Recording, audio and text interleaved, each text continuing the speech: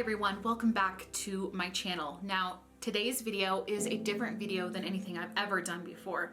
This is my very first interview, and I'm interviewing my friend Jess, who is a dear friend of mine who I've known for years, and I have learned and gained so much education from. She is one of the kindest people I know. She has influenced my life greatly, and I knew I needed to bring her on my channel because you see, it's really important that I, with this platform that I have, amplify marginalized voices and share stories of people who are going through things that I have never had to personally go through. This video might be a turnoff to some of you, and that's okay. But all I ask is that you watch all the way until the end of this video, because like I said before, this is somebody's story.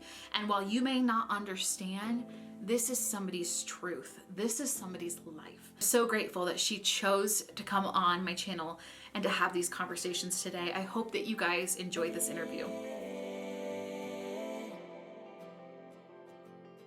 All right, guys, so this is my friend Jess Eaton. I am just so excited for her to be here, and thank you for taking your time out of your day to come here and talk with us. It's so appreciated.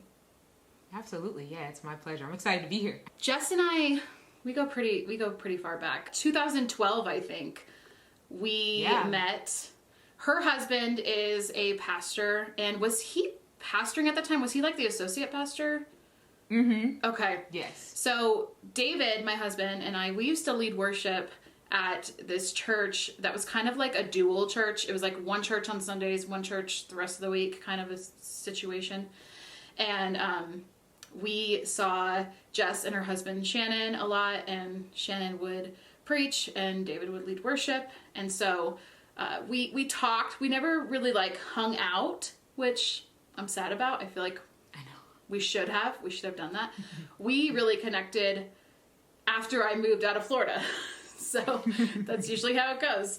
But through the years, I have just been so amazed at Jess and like her heart for people. And recently she has decided to use her voice to really speak on topics like anti-racism.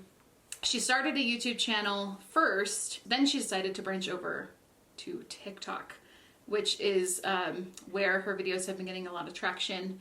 And I'm like literally so amazed by all the content that you come up with. She posts so many videos and they're all so informative and so helpful. And I've learned so much just by watching her videos. So I knew I wanted to bring her on and have her talk about her journey, her story, have her share some hard truths with us, and just have a really good conversation. What made you decide to start posting these videos on TikTok?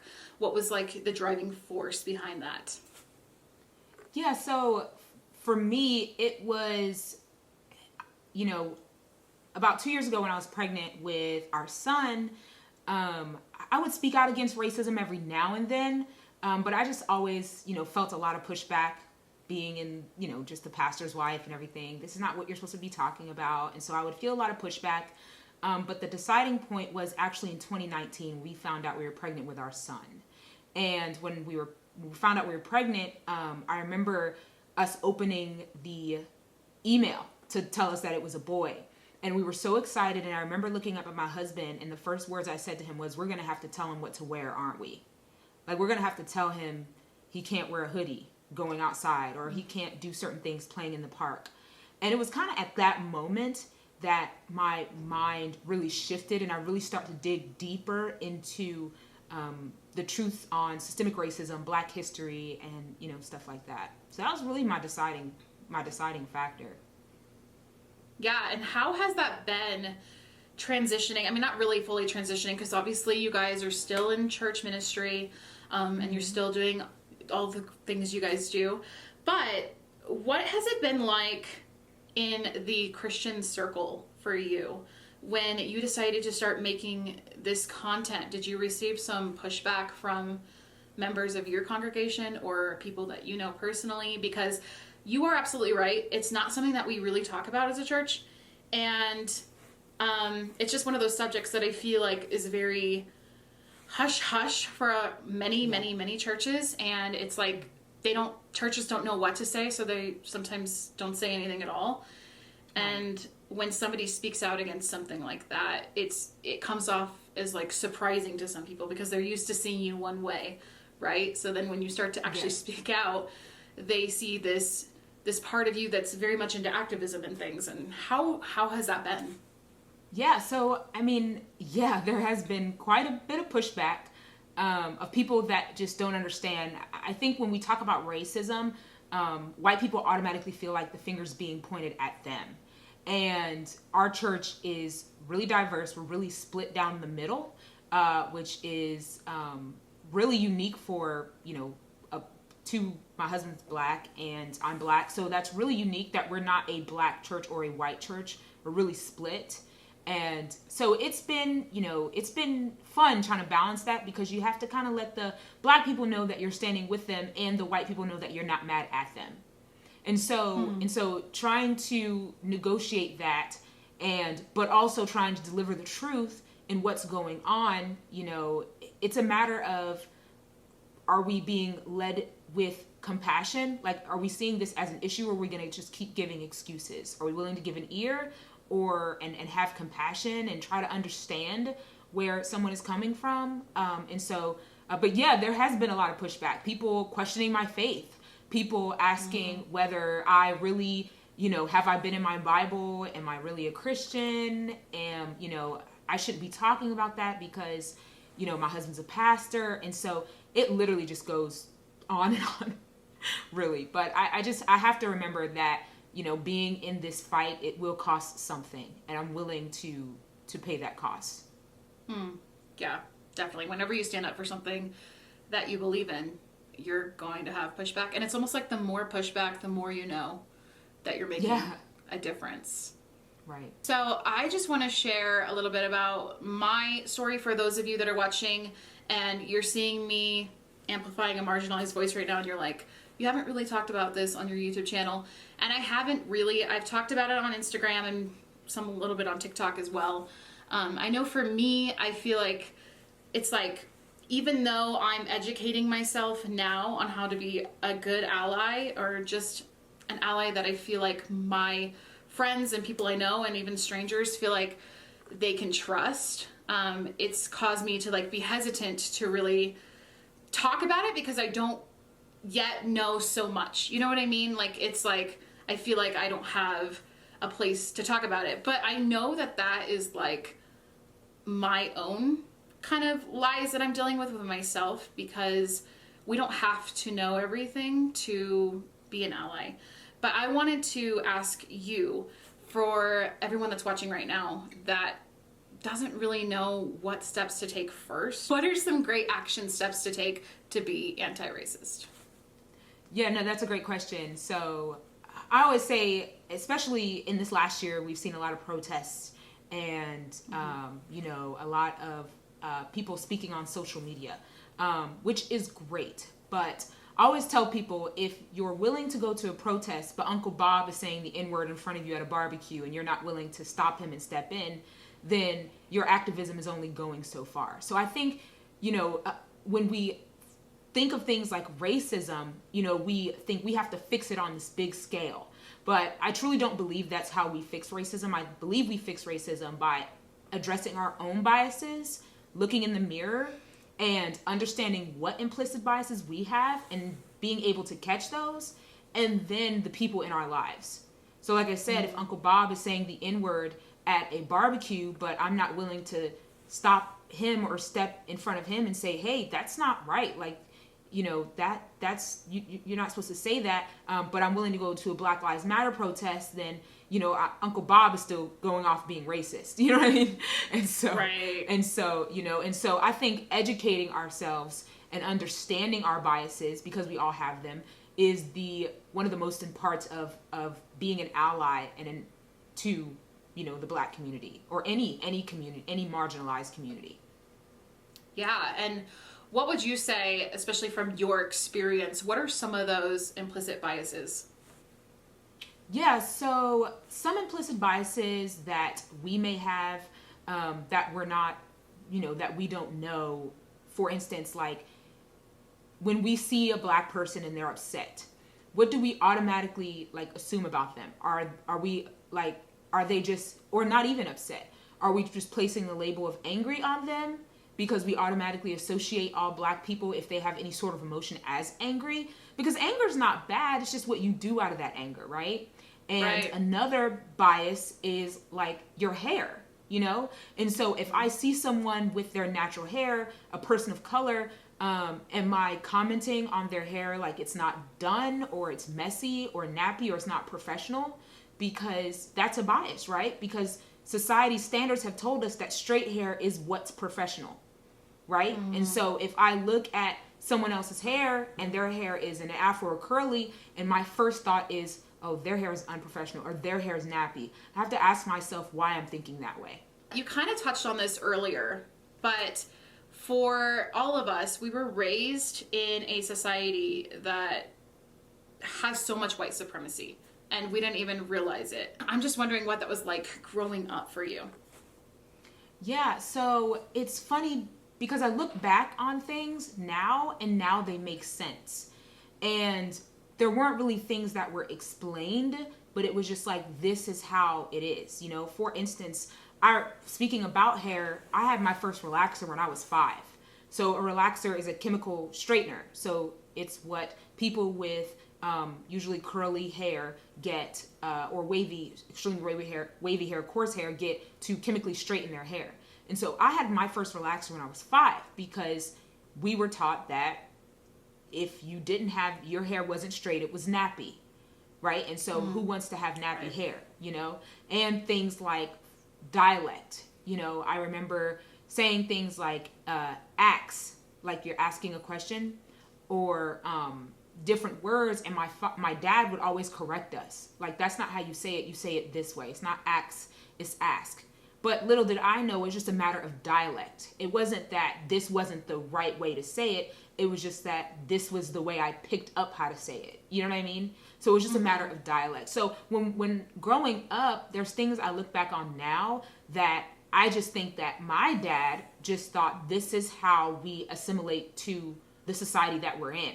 And not, we have to do these things because we're the minority and this is what the majority does. And in order to fit in with the society, this is what we need to do. So that we're not looked at as ghetto or uneducated or things like that. One of the most important things I think about raising our next generation is being able to have these open conversations with them. My son is 5 and my daughter is 7, and we've started these conversations. What are some really great ways to diversify our children's lives? Now, I live in Colorado. We don't have like a ton of diversity, especially on the part of town that I live in, and I never really grew up with a ton of it either. So what are some ways that I can be intentional? Yeah, no, I think that's a great question. And I think you said it, you know, I always, my main thing is that diversity is intentional, right? So in order to be diverse, we have to be intentional about diversity. Diversity doesn't just happen. We have to go out of our way to be diverse. And so while it's not going to be easy to do certain things. So like, you don't live in a diverse area. So you may have to, if you see someone or if you're playing with someone, you may have to go out of your way, or your kids go out of their way to say, hey, why don't you go ask them their name? You know, ask them about themselves, or, you know, what have you. If your kids play with dolls, you know, how do the dolls look? Are they just one color doll, or are the dolls different colors? Because we have this rule with our daughter Joy, and Jude and Joy are only a few days apart. They're both 5. And with Joy, I actually keep a tally in my phone. But if Joy goes to the store and she so happens to pick out a toy, and that toy is a doll, she can't pick the same color doll she did the last time. And so we make her pick, if you pick a brown doll this time, well, the next time you can't pick a brown doll. You have to pick a white doll, or you have to pick a lighter colored doll, but it can't be a brown doll. And we do that purposefully because we want her to see different types of people, different types of cultures. And so, yeah, that's kind of how we do it with our kids. I love that. And can I just say, I wish that in the 90s, when we were growing up, you grew up in the 90s, right? Yeah, I'm Okay. 80. I was born 88. Yeah. Okay. So you're only like 2 years older than I am. But I wish that we had diverse dolls. I wish there was like some inclusivity. There was nothing. So we've come All so we had was far. Pocahontas. That was literally it. And what a problem that was. Yeah. I remember, I'm not even going to go there, but that brings me to one of the questions that I got on Instagram. How do you feel we've really grown as a society when it comes to being anti-racist? And where do you think we still need help with? Like, what part do you still feel like we need to work on? Yeah, so, I think racism, it's shifted. I believe that racism has been able to survive this long because we don't know how to identify it, right? And so we've just said racism is the N-word, the KKK, and a cross burning in the front yard. And that's what we boiled racism down to, right? And so when things happen to people, we say, well, how do you know that was racist? You don't know. There's nothing tangible. They don't have a white hood hanging in their closet. Like, there's nothing tangible that tells us it was racist. And this is why learning implicit bias is important, because while sure, there's not technically redlining anymore. I mean, there's not legal redlining. So redlining is when they outlined red neighborhoods and certain people couldn't buy in certain neighborhoods, which was normally black people, because they didn't want the housing prices. The banks didn't want their market values to go down on the other houses, because they thought if black people moved into those neighborhoods that those houses would decline in value. And so they redlined those. So redlining is illegal right now. However, in 2017, Wells Fargo got hit with a $10 million lawsuit for giving higher interest rates to minority families. And so while racism doesn't look outward and there's no laws preventing it, it just has shifted, if that makes sense. Yeah. That's like the difference between like the overt and the covert racism. Can you touch on that a little bit for people that may not understand that? Because there is one video that you did on TikTok recently, and I was just like, dang girl, because you started it off with something to get people's attention, and then I know you, and Jess does everything out of kindness and love, and you can like see Jesus on her because she's just like the kindest person. So I knew she wasn't about to like be bashing on white people or anything, but you did start off the video. She did start off the video by saying all white people are racist and here's why, and that hooked me in. So can you talk about that a little bit? Yeah. So I started off the video saying all white people were racist. And if anything, it was just to grab the attention, which it did, And it did. As I talked about the video, it was really to see if people were actually paying attention to what I was saying. And so my point of the video is that when black people or any type of minority group, when we have to learn about racism when it's used against us, right? A lot of white people have to or learn about racism when they use it against other people, because that's normally how we learn, right? If it's used against me, I tell you it hurt me. If you use it, you're hearing that it hurt me. So that's usually how we learn things. And there's things that we've let kind of, this is where, overt and covert racism comes in, is that we think racism is just a white hood, a cross burning in the yard, and the N-word.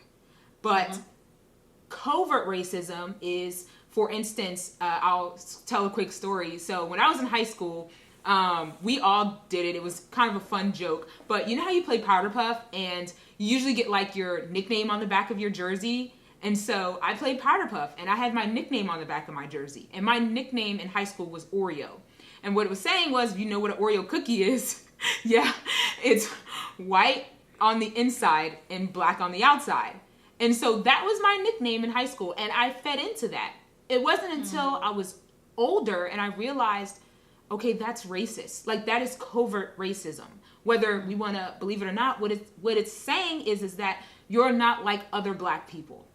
You, the way you talk, the way you dress, the way you act is what we would view as someone being white. So you're not an animal, you're not...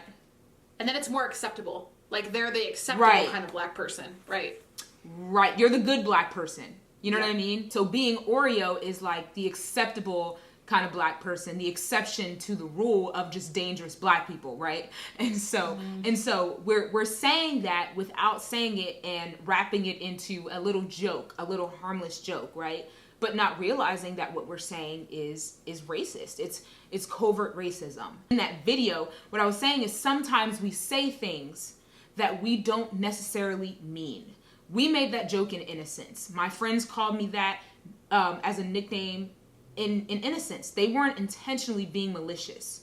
But whether we're intentionally doing it or not, it's racist. I saw a comment and they were comparing racism to rape or murder because that's how they viewed it in their mind. Racism is the most overt, worst of the worst comments, the worst things that we can think of, right? But that's not what racism is. Racism is like lying.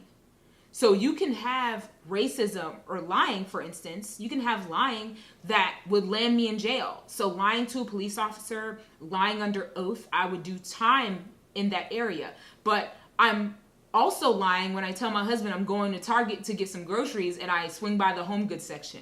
Now that's not hurting anybody, it's not landing me in jail, and it's not doing anything, but those are still both lies.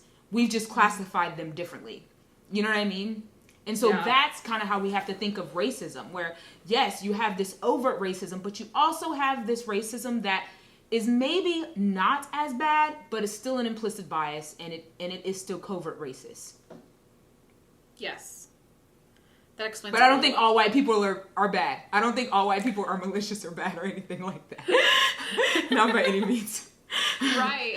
But we are instilled with, you know, this culture of white supremacy, and I think a lot of white people have felt threatened in the last year by all the talk and all the movement and just everything that's going on. And I have seen some of the comments from people with my skin color, and I'm like, where are you coming from right now?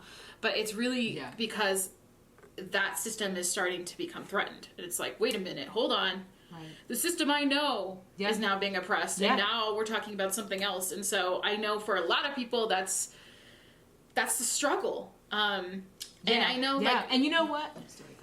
Go ahead. No, I was going to say, and you know what? You know, we're fed the same thing.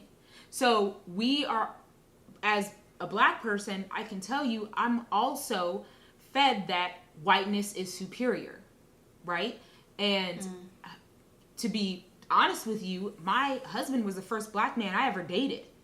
And it wasn't because I just had a preference. It was because I stereotyped black men. And so I too saw all black men as dangerous, ghetto, you know, these monsters in a sense. And that's why I stayed away from them.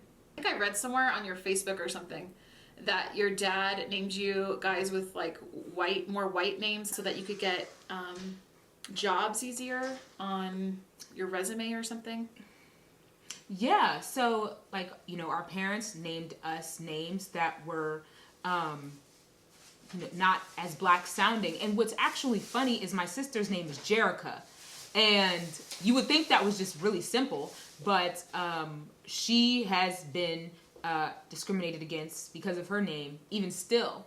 But I have never had that happen. I have, however, you know, walked into jobs when I was in high school, or when I've talked on the phone and gone in for an interview where they're like, oh, I didn't know you were black. Like, because they didn't, by my voice, by my name, they couldn't figure it out, I guess. And so I've had that said to me before. How does that make you feel? At the time, I was just like kind of brushed it off. But now that I know, I always wonder like, well, if you did know I was black beforehand, would you have still called me in? Right. You know, like you are shocked that I'm black because I'm in your face. But if you knew I was that before I walked in the door, would I still be having this interview right now? And which we see that, you know, we see that in studies, you know, even with women. And black sounding names are just less likely, or ethnic sounding names are just less likely to get employment because of the sound of their names. You know, obviously it's so hard to prove discrimination because of that. But people have been rejected jobs or, careers because they have ethnic sounding names or have even changed their names. There's someone that I know that legally changed their name so that they'd have a better chance of getting a job. That's crazy. Wow. You asked your audience on TikTok, and by the way, if you guys have a TikTok or YouTube, go follow Jess. I'll make sure to put it in the bio or the description box, But you had a really good question over on your page, and it was, what is your favorite thing about being Black and your least favorite thing about being Black? Yeah, no, I think that was a great question. So my favorite thing about being Black is I believe that as I gotten older, I've learned more about the culture of African Americans in America and really how we've, Black people were enslaved. And so they were stripped of any culture that they had when they were sold and shipped here, And so, so they were stripped of any culture, and so they had to create their own culture. And learning that culture and African American culture, and just how rich and deep and just how amazing it is, because like I have friends who are Italian, I have friends who are Irish, and honestly, I would get a little jealous of them because I'm like, gosh, like you guys have these traditions that you have in your culture that you've obviously carried on throughout the years, and you feel kind of like an orphan in a sense when it comes to culture and being Black. And so understanding and knowing that there is richness in Black culture, and just, the amazing figures that we have to look up to in Black culture. And so that's probably my favorite thing about being Black. My least favorite thing about being Black is having to just even now having a 5-year-old and a 1-year-old, our son's almost 2 now, but knowing that I'm going to have those conversations with them, having these thoughts in the back of our minds, like making sure that we're always okay. When we built our house, so we have a house, we built our house, and when we were building our house in the building process, I asked my husband to not go into the house because I didn't want people to think that he didn't belong there, and that if anybody needed to go in and check on what was going on, with the building stuff, I would go in, just because I'm obviously less threatening. My husband, Shannon, is 6'2", 230 something pound Black man. And so I just didn't want anybody to think that he was in the wrong place. And what's interesting about that is that we actually closed on our house December 2019, and Ahmaud Arbery was killed in February, so a few months later. And the reason that he was even chased down was because he was coming out of a home that was being built. And so it's just a very sobering thought that, and it honestly really stinks because, having that caution in the back of my mind and then having that happen to somebody 2 months later is just incredibly just sobering. Yeah, I can't even imagine. Society can see like Black men more as a threat than Black women. What are some of the things that you feel like you've been judged for based off of your appearance, based off of the color of your skin? Yeah, so one thing is definitely my hair. That's probably the biggest thing about me is my hair. When my hair is not straight, it's nappy. And what's interesting about that is there actually is an act that's in the process of being passed. It passed in the House of Representatives and it needs to pass in the Senate, and it's called the Crown Act. And in only 7 states currently, while we're talking, in February of 2021, where you cannot be discriminated against based on your hair in high school or at work. So you can be let go or fired if they deem your hair not professional. So you said only seven states? Only 7 states currently. Have that? Oh my gosh. Where you cannot be discriminated against based on your hair. Yeah, based on your hair. Wow. Yeah, so that's definitely one thing. Another thing is, I know we're probably going to talk about childbirth, but my experience in childbirth and where I was in the middle of a C-section and, my anesthesiologist just kind of ignored me. when I couldn't breathe. I'm sure this is like a very hard thing for you to talk about, especially because you said your youngest is 1, almost 2, you said? Asher's almost 2, yeah. Yeah. Okay. So so I mean, childbirth is still fresh for you. Yeah. I was still dealing with, when my son was like 1.5, I was still dealing with postpartum depression. So it's like, you're still trying to get over all of that trauma that birth is, because birth is trauma, let's be real. Yeah. Can you tell us more of the statistics of Black women and birth?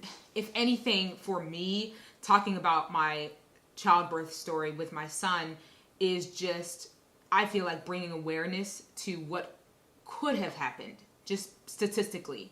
And so I don't mind sharing it at all. And so I was 37 weeks pregnant. I was feeling lightheaded and I was just laying down. And so I looked at my husband and I was like, hey, can we just go to the hospital real quick? Our OB was in the hospital. And so I was like, can we just go to the doctor real quick? Just get a quick checkup, like go into, labor and delivery, just get a checkup, whatever, nothing. We're thinking nothing. I'm 37 weeks pregnant. So, but it thought it was weird that I was lightheaded and I was laying down. And so we get into the hospital and they're checking us and they see that Asher is not getting oxygen. And so this doctor comes in and she so happened to be the doctor on call and she was a Black doctor. And she came in and she's like, hey, we're going to have to get him out now. I'm not really liking what I'm seeing with his heart rate, and that his heart rate's telling me he's not getting oxygen like he should be. And so just to be safe, we're going to take him out now. And so I was 37 weeks and it was literally like maybe an hour and a half, maybe 2 hours from the time we walked in to the time we were holding him. It was fast. It was quick. Oh. And so they wanted to move quick. But when I was during the C-section, I started to have this like heaviness on my chest and I couldn't really breathe. And so I was telling the anesthesiologist, he was right next to me, and I was like, hey, I can't breathe. Like I'm like gasping for air. And he's like, your vitals are fine. And I'm like, no, I can't breathe. Like I'm trying to breathe and I can't breathe. And he was just like, your vitals are fine. And I looked at my husband and my exact words to him was, please don't let me die on this table. Like, cause I want to see my kids, And my husband was like, she's saying she can't breathe. Well, the doctor overheard our conversation. And she said, you need to do whatever you need to do to make sure that she's comfortable. If she's not comfortable, we need to fix that. And that's what she said to the anesthesiologist. And whatever he did, it worked because I could breathe again. Yes, my son and I were healthy. We survived. But Black women are 3 times more likely to die in childbirth than their white counterparts. And that number doesn't change when you compare college-educated Black women to white women that didn't finish high school. That disparity is still there. And so we have people like Serena Williams, who almost died in childbirth after she had her daughter because the nurses in the room just didn't take her seriously. And a lot of that stems from in gynecology, the father of gynecology and how Black people were treated, eugenics, where they told themselves that Black people just didn't feel pain as much as white people. And so a lot of people had in their heads that if Black people are complaining about pain, they're just being babies and they're just kind of making it up because they shouldn't be able to feel that. And so that stereotype has cost women their lives. Women already have a hard time in childbirth, right? Like we're already dismissed and we already have disparities and maternal death rates that are insane for a developed country. But that rate gets higher when your skin gets darker. And this is something that is systemic that, a lot of people, they'll ask like, when police brutality happens, they'll, what happened before the video started to get recorded? What happened? What did they say? How did they act? Did they respect the officer? And so we have all these questions that we ask them, but this is a disparity that of a bias that a doctor has or a nurse has before I even enter the room. They've already made up in their mind that I don't feel pain as much as my white counterparts. And so the bias is there before I even step in the room. So there's nothing I could say. There's nothing I can do. There's not, what did I say beforehand? There's not, did I respect them? Because in this case, it just doesn't matter. And then with Joy. Did you have anything happen with Joy? No. And you know what? It was a white woman doctor that delivered Joy. And so we had a white doctor that delivered our daughter. Everything went smooth. She was amazing. She was incredible. And could the situation have been the same if a white doctor was in this doctor's place with Asher? It could have very well been. But the statistics show us that we were in better care because she was in the room. She could have very well saved your life. Yeah, she could have. I mean, statistically, yeah, she did. I mean, Yeah. and it, like I said, it could have been a white doctor in that place, and it could have been that she was just a good doctor. But when we look at statistics, when we look at the disparities, I had a higher chance of survival because she was in the room. Do Black women try to find care with Black doctors because of this reason? Yes. Every time I share my birth story, I'll always have the response, this is why I chose a Black doctor, because I want them to believe me. And a lot of people would look at it one way, right? A lot of people would be like, well, that's not right. Now you're not choosing a doctor based off of their race. And so we automatically go back to pointing the finger at this person, not understanding that this person is scared. And they know that they have a higher chance of survival being with another doctor. And so the finger is not them pointed at them, shouldn't be pointed at them for them choosing the doctor they chose, but how doctors perceive Black women. I don't even know what grade I was in. Yeah. But there was this basic understanding that we were all kind of taught that Black people have a higher pain tolerance. Yeah, and I just recently found out from TikTok that was like the guy who started gynecology that came up with that idea. I think that wraps up this conversation today, but I wanted to ask you 2 more questions. Yeah. What's next for you? Do you feel like you're going to be educating people on anti-racism long term? What has this stirred inside of you to do next? Is there anything in particular that you have planned, or just what has this stirred in you? Because your community is like growing really quickly on TikTok, and it's so cool to see. Yeah, it really is. So yes, I am.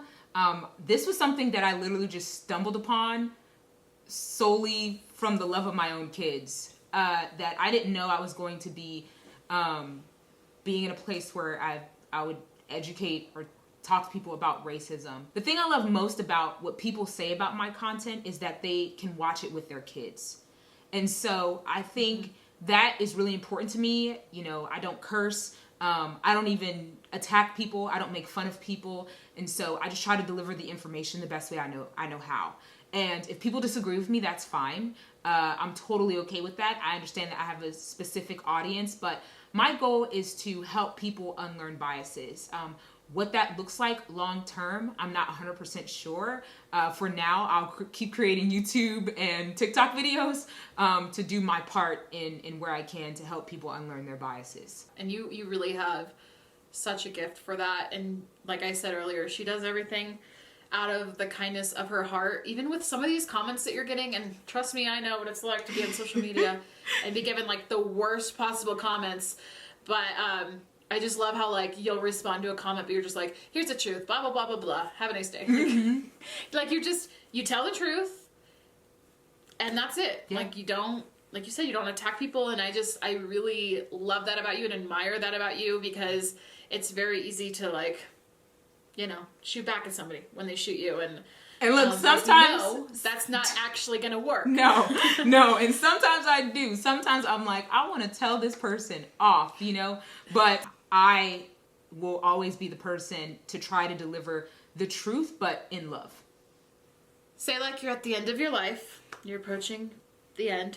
What do you want to be most known for in your community? Like if there's just like one thing in all of your years of life, what would that one thing be for you now as a 32-year-old? I mean, you still have so much life left to live, obviously.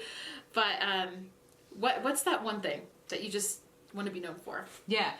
it's going to sound so simple, but it's just kind of how I operate on everything.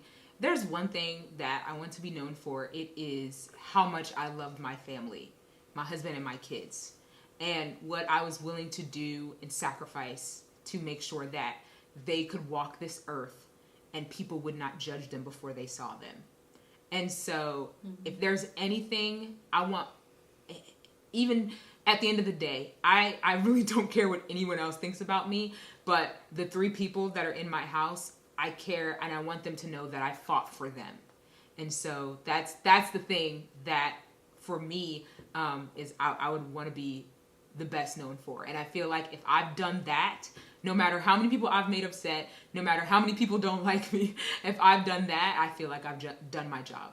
Your children, I know right now, they don't fully understand everything that you're doing, but one day when they're older, they're going to look back on everything that you've done and that you're doing and that you're going to continue to do, and they're going to be so proud of you. So I hope that you know that, and gosh, I love you. I love Thanks you. for coming. Thank you. Thanks for being on this channel with me and having this conversation with me. And make sure you guys go and follow Jess. Show her some love in the comments. What about this conversation stirred something in you? Is there something that you learned?